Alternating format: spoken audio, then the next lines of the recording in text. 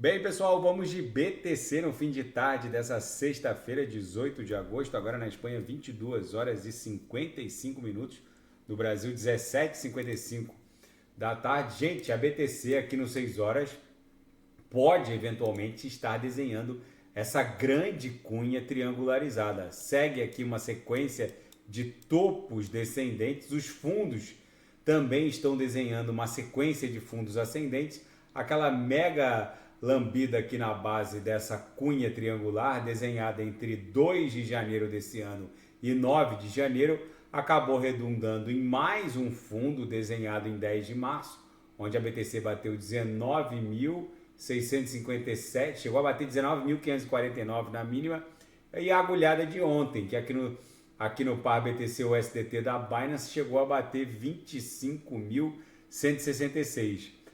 O fundo de hoje nem ameaçou o fundo de ontem, ficamos só em 25.619. No 4 horas a gente está engolfando forte. O corpo real desse candle vendedor aqui está prestes a criar um corpo real comprador que deve retornar para o patamar da VWAP semanal, que segue lá próxima de 28 mil dólares. No gráfico semanal, a gente também segue desenhando uma sequência brutal de fundos ascendentes. Os topos estão flat, o que indica que a nossa figura de acumulação de caráter ascendente permanece plenamente vigente. Apesar da violência dessa queda, o preço respeitou a base da banda de Bollinger no semanal. O que isso significa, Renato?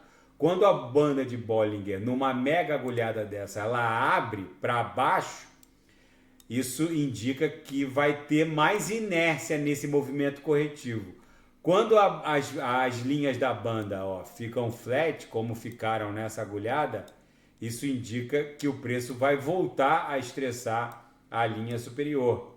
Então, não houve essa abertura da base da banda de Bollinger, como aconteceu nessa agulhada aqui. Agulhou, a banda acabou emborcando para baixo, a linha inferior da banda. Aqui a linha continuou flat, ou seja, é bem provável que agora a gente volte a estressar a linha superior da banda, que está se confundindo aqui com a linha superior da nuvem no semanal. E esse padrão aqui triangular com a aresta superior flat e a base do triângulo formando essa inclinação padrão de 45 graus, é um padrão de caráter altista, é um padrão de alta. Isso aqui provavelmente vai redundar numa explosão ascendente. Deve buscar no mínimo essa congestão aqui, entre 36 e 40 mil dólares. Na seara fática, o Tornado Cash perdeu o processo judicial com aquele que os desenvolvedores iniciaram contra o Departamento de Justiça e o Escritório de Controle de Ativos. É o equivalente ao COAF dos Estados Unidos. O Tornado Cash é um protocolo, é um software, um serviço de mixagem de criptomoedas muito usado que acaba inibindo a origem dos recursos. É usado por hackers, principalmente pelo grupo Lazarus da Coreia do Norte. Eles fazem muito uso do Tornado Cash. Qualquer um com o mínimo conhecimento de programação na linguagem Solidity pode fazer o deploy do Tornado Cash, que está disponível no GitHub, por exemplo, e fazer o deploy na Ethereum Virtual Machine e fazer o uso desse protocolo, porque é um código aberto. Mas o fato é que o Departamento de Justiça e o Escritório de Controle de Ativos dos Estados Unidos condenam o uso, e quem faz o uso desse protocolo fica sujeito às sanções anti-lavagem de dinheiro. Mas enfim, é a primeira vez que um software de código aberto é condenado e tem o uso censurado, mas é impossível os reguladores americanos evitarem que qualquer um faça um copia e cole e faça uso desse protocolo, por assim dizer. É um código aberto. Enfim, e o hacker da Binance Smart Chain, assim que o ecossistema Binance Smart Chain, que é um espelho da Ethereum, foi lançado, ele sofreu um hackeamento e o hacker pegou as BNBs e alavancou na Venus Protocol, e o hacker foi liquidado. Enfim, ladrão que rouba ladrão, No caso não foi roubo, né? O hacker é que se expôs a um nível de alavancagem bizarro, porque esse dinheiro foi roubado, então para ele não valia muita coisa, e perdeu 53 milhões de dólares. O protocolo Venus Protocol, onde ele fez a alavancagem, acabou fazendo justiça às vítimas desse hackeamento.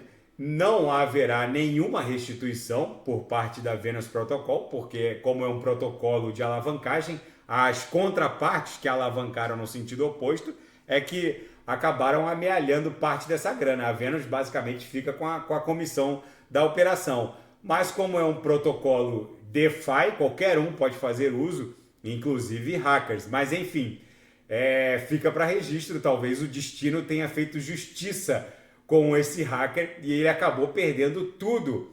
E um analista cripto aqui na Daily Hold tenta explicar o colapso da BTC, principalmente nas últimas horas. As explicações são variadas, mas para mim os dois principais motivos que ele acaba reportando, o Michael Van Poppe, é o cenário em que a SpaceX acabou despejando 300 milhões de dólares em BTC e a desaceleração da China e sinais de que vem uma crise chinesa mais séria com o pedido de recuperação judicial da Evergrande, uma das maiores construtoras do planeta, que agora está numa situação difícil e pode ser um indício de uma crise muito grave chinesa envolvendo a indústria da construção civil. Na seara geopolítica e finanças internacionais, os mercados enfrentam uma tempestade perfeita. Talvez a próxima semana seja mais um cenário de sangria. A China desacelerando, grandes construtoras chinesas pedindo recuperação judicial, a possibilidade real agora com a ata do Federal Reserve de um novo aumento na taxa básica de juros nos Estados Unidos. Enfim, tem todo um caldeirão de elementos que fazem o mercado temer a próxima semana.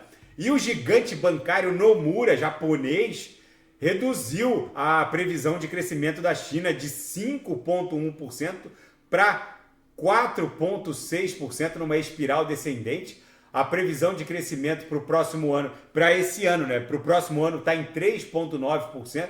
Enfim, vamos ver como isso vai se desdobrar.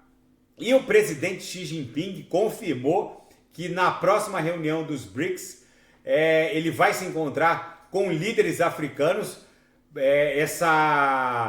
Esse anúncio da comunidade de estados africanos, comunidade econômica de estados africanos da África Ocidental, que fez um anúncio no sentido de que eles podem promover uma intervenção militar no Níger, está preocupando os chineses, que têm interesse em manter as coisas como estão no Níger.